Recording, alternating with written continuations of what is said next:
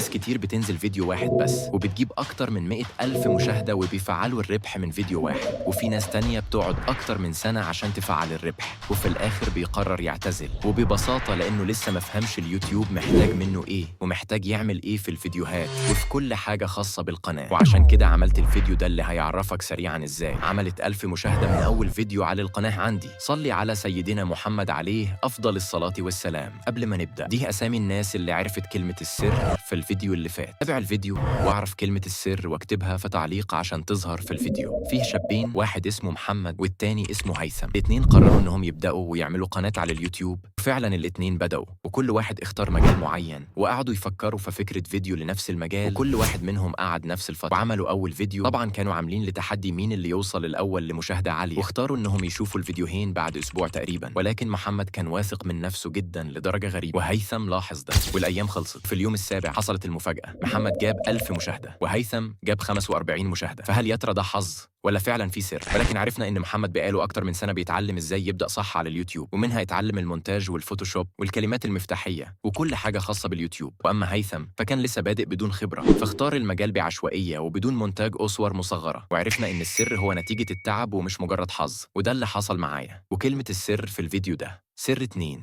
من 3 شهور تقريبا قررت أعمل قناة عن مجال الذكاء الاصطناعي، وساعتها تابعت ناس كتير جدا من نفس المجال وشفت فيديوهاتهم وحللتها وعرفت إيه الأفكار الحلوة. ومع الوقت لقيت الفيديو ده صنعت أنمي بالذكاء الاصطناعي، والفيديو كان جايب مشاهدات عالية جدا، فقررت أعمل فيديو مشابه ليه واستغل الفكرة لصالحي. وفهمت الطريقة وعملت فعلا أنمي بالذكاء الاصطناعي، واستخدمت خبرتي في المونتاج اللي كانت بدائية شوية وخبرتي في الفوتوشوب عشان أعمل الصورة المصغرة. وبعدها رفعت الفيديو وعملت عنوان مشابه للفيديو عشان الخوارزميات والفيديو يوصل بسرعة، وربطت القناة بالموقع ده عشان يجيب لي كلمات مفتاحية كويسة من فيديوهات الناس التانية. فكنت بخش على أكتر فيديوهات منتشرة خاصة بالمجال بتاعي وبنفس فكرة الفيديو عشان الفيديو يوصل ويظهر مع الفيديو ده. وبعدها نزلت الفيديو، وبعد أسبوع تقريبا الفيديو وصل ل 1100 مشاهدة. فهل ده حظ ولا اجتهاد؟ طبعا ده توفيق من عند ربنا، ولكننا لازم نعطي بالأسباب ونتعب عشان نوصل لهدفنا. فخليك زي محمد واتعب شوية وتعلم الحاجات اللي تخليك توصل.